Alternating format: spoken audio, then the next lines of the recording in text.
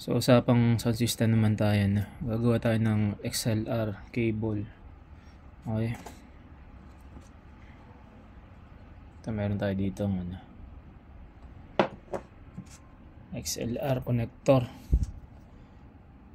So ito yung male, ito yung female. So makikita nyo may mga corresponding number yung nakalagay dyan. 1, 2, 3. So same lang din dito pag pinag-connect ka na. So ang mga connection na ito, itong number 1, ito para mabilisan, mas maintindihan nyo, no? Itong number 1, nakita natin na to. Yan yung ground or shield. Ang kulay ng wire na yan, yan yung silver. So yung number 2, yan yung positive or hot na tinatawag nila. So yan yung kulay pula. Yung number 3, yan yung negative. So kulay itim. Pag sa mga cable wire naman, ang meron dito, alam ko, puti. So buksan muna natin to. So pakita ko sa iyo paano maging connection na ito. Okay. Unahin muna natin ito.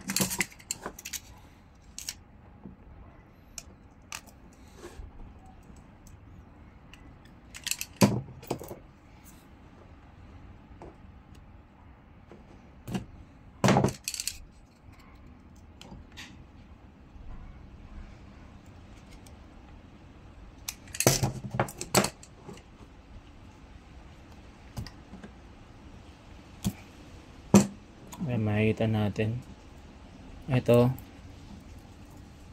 silver na to, yan yung ground. Okay, so ano ko na siya, tinabi ko na. Ito yung magsisilbi nating ground.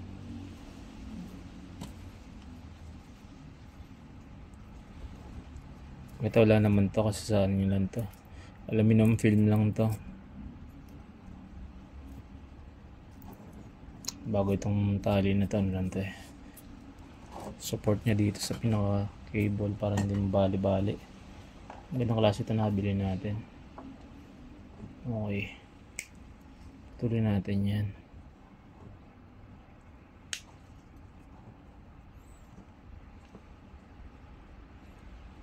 Okay, simulan natin.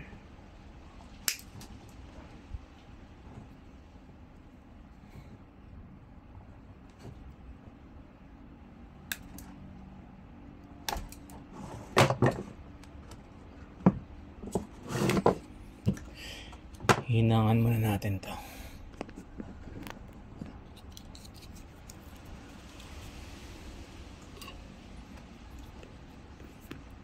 So gumagamit ako ng flux para mas madali natin mahinang. At kumapit pala yung lead doon sa wire.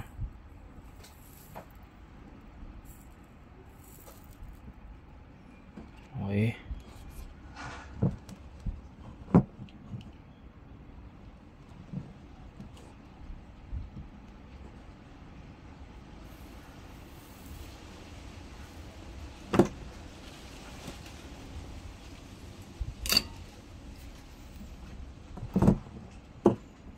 So ganyan magiging itsura niyan.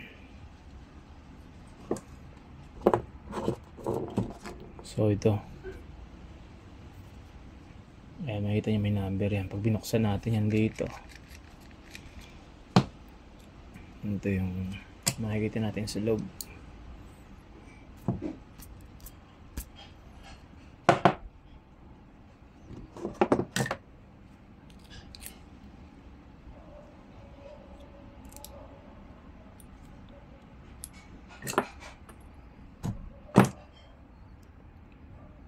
Same din, may number din sa loob. 1, pag ganito,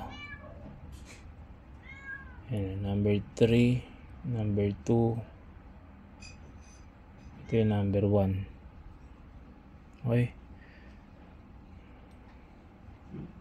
unahin natin tong number 2.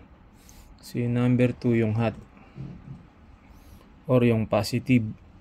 Pag nakaganyan yung itsura nya, yan, ano siya, wait lang.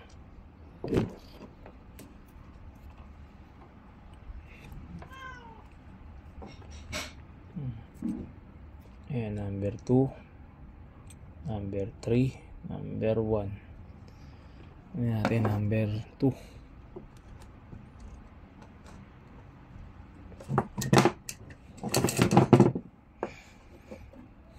Ano ginagawa ko para hindi makalimutin nung una ko muna ito.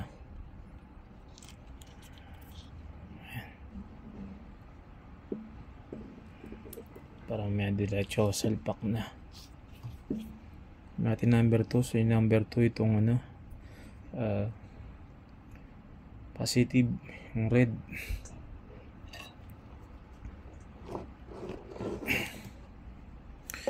So gamitin natin ng ano, flux kasi ito kailangan mabilis yung pag-inang mo dito. Pag nababara mo kasi ito natutunaw, so kailangan ayan, ganyan siya kabilis. Pag natunaw yan, sayang, siraan na yung ano, connector nya. Okay, number 1 naman yung positive. Saan yung number 1 natin? Itong kabila.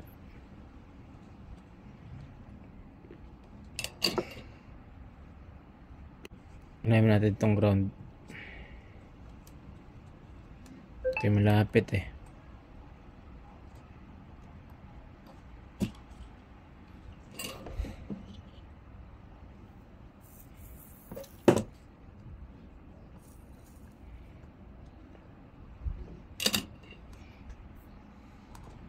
Okay. Then yung last, yung negative. So yung white. Yung iba may black na wire. Ito kasi na bigay sa akin is white. So okay na rin to.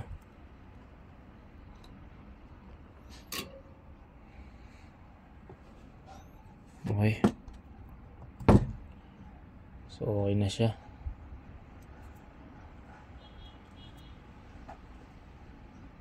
Okay.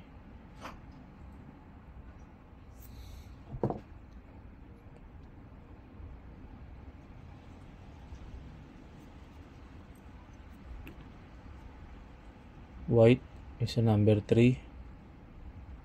Yung negative yan or cold. Yung 2, yung red or yung hot. Bago yung number 1, yung ground or shield. Okay. So hindi mo magdidikit-dikit yan kasi may ano yan eh. Ito. Bago lagay natin to.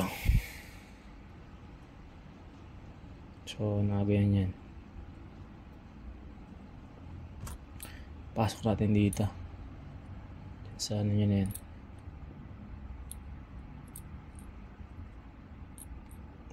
Ayan, may ano siya.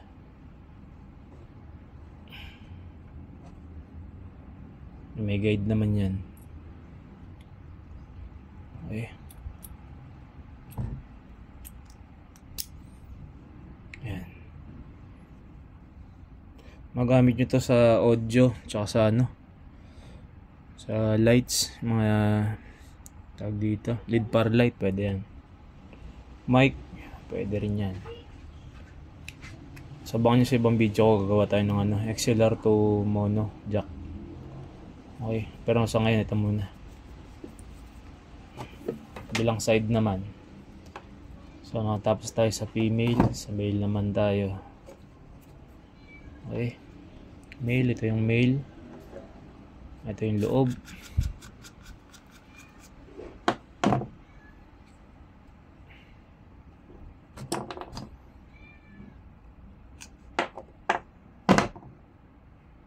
So ayan, may number din yan. Ayan, makikita ninyo sa likod. Number 2 ito, number 1 to, number 3 ito. Tama, number 3 ito. Ayan, kahit nasa harap may mga number din yan. Okay. So ang chiste nito, bagay yan. Okay, kung ibang connector to so test natin mamaya pag natapos. Okay, tapos natin para ano.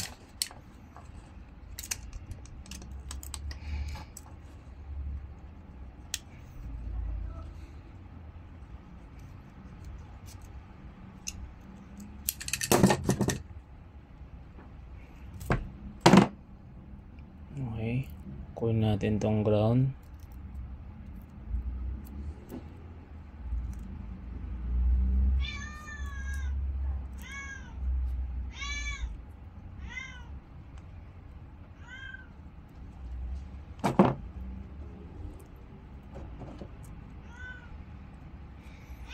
Tanggalin natin tong foil na to. Pati itong tali ulit.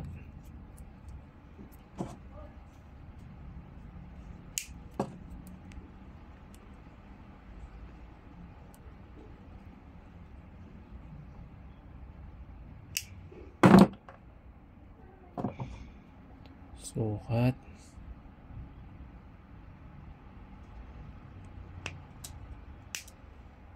Yan.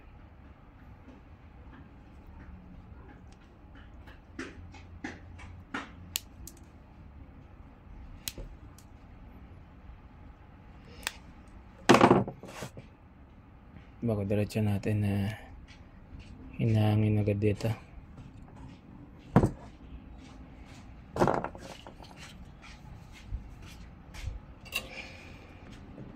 So, flux uli.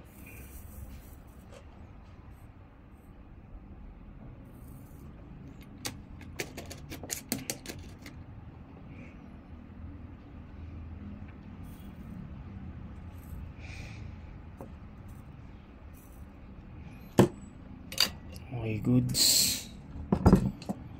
Dito naman tayo sa male connector na XLR.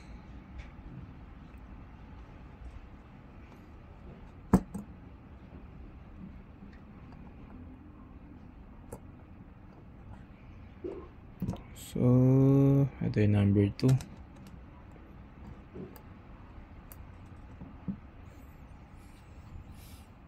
Ito diskarte ko dito.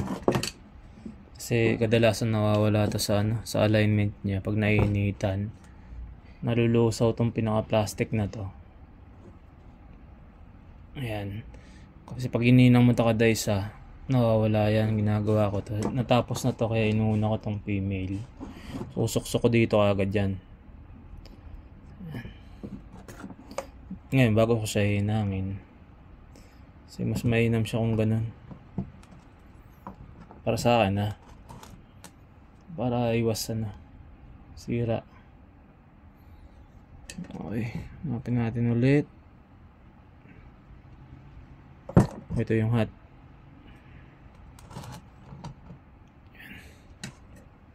Kabilang dulo lang yan.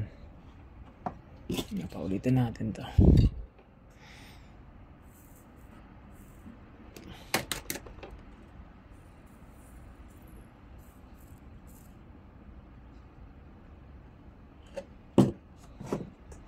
Susunod natin sana.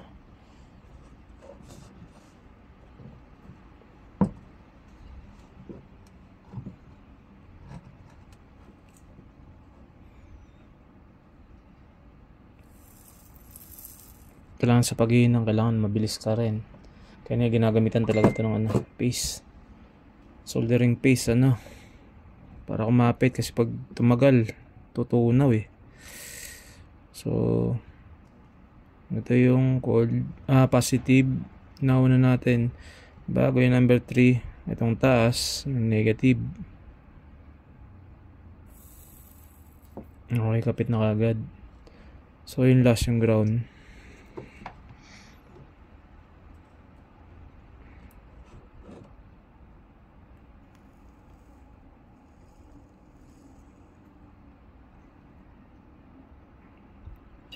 Ayan. Kunin na natin to. Oops. So yun yung nakalimutan natin mga tol. Yung sinasabi ko. Dapat sinuot muna natin to. Okay. Kamali tayo. Break. So error.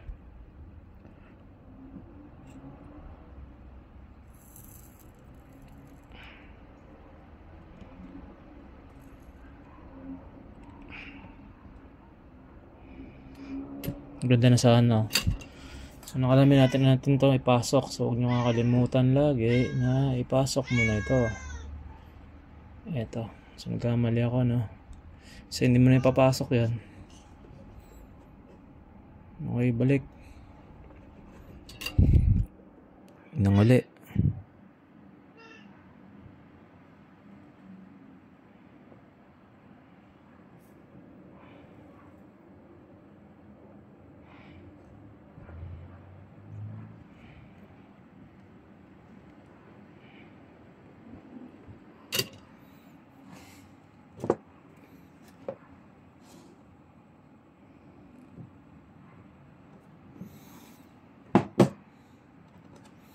Okay.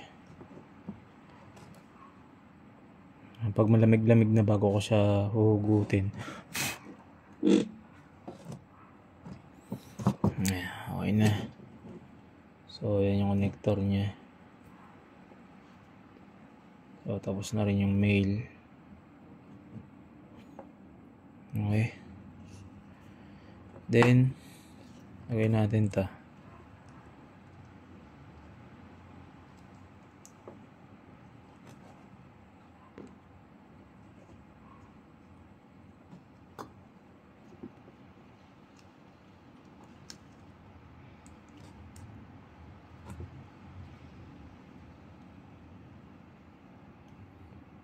Yung ba lalagyan nila to ng tape? Okay na ang shrinkable tube. No. So yung shrinkable tube, ito yung stemma nun. Ito siya. Ngayon wala kasi maliit. Kaya sampulan ko na lang. Pwede nyo man lagyan yun. Bago nyo hinangin, lagyan nyo na agad dito. Itong side na to. No, maliit. O kaya tape na lang. Ito, ito shrinkable tube. Kung mahaba-haba, ganito yung itsura niya. Mainam to. Ginagamit ko sa mga electrical. Ganyan mangyayari sa kanya. Ayan, kakapit siya. Wala tayo maliit eh. Demo lang. Bago yan. Okay na to. Ako tiwala naman sa ginawa ko, so hindi yan mag-ground. So, pasok natin. Migat lang din yan. May guide. So, ayan. Ito yung arrow. Bago ito. Ganito siya. Yeah.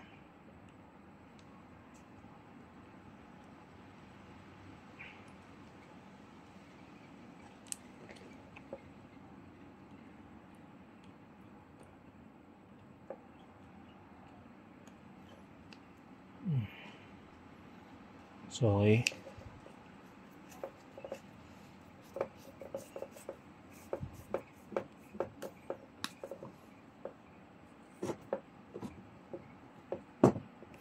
Tapos na yung ating XLR cable. So, para matest kung tama yung gawa ninyo, pwede namang kung kanina pa lang nakaubad na test nyo na tester sa continuity test. Pero sa akin, alam ko na yung mga connection. So, ayan. Kaya, diretso na natin yan. Tapos na tayo. Meron tayo dito, digital. So, continuity lang. Yung continuity, ito yung tumutunog na to. Kung di digital yung gamit nyo, yung ganito. Kung manual naman, ito. Yung makikita mo, ayan yung sign na yan. Okay. Yan yung continuity test. So, tututok lang natin yan dyan. Wala akong battery. Pasensya na. Ayun, meron. Ibig sabihin malaman natin kung may putol o maling connection. So, ito gagamitin ko lang.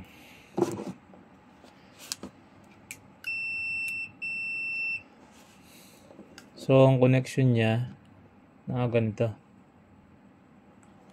Ganyan kasi natin yan pag magdudugtong. Okay, nilak. Hilain to. So, itatapat lang natin ng ganyan yan. Pag titest natin. Okay. So, sa number 2 tayo sa hot. So, yung number 2, yan. So, ito yun. So, tutunog siya dapat. Pag hindi siya tumunog, ibig sabihin, mali yung connection natin. So, yan dapat siya. Diyan siya nakatutok. Ay, yan na. Then, number 3, ito. Pero maganda, para malaman kung nagkadikit-dikit, isa-isay mo lahat. So, yan ginagawa ko. Ibig sabihin, walang dumikit. Walang tumunog, ibig sabihin, walang grounded. So, number 3 tayo. Sa gitna ako nilagay. Nasa gitna.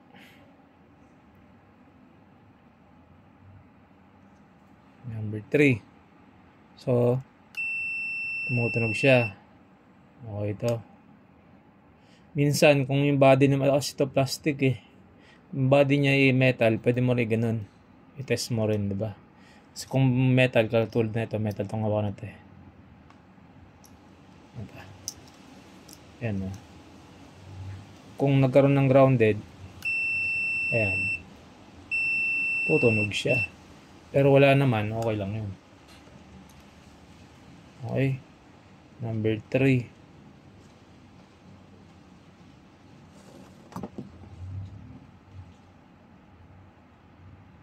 Tapos tayo sa number 3. So, sa number 1 naman.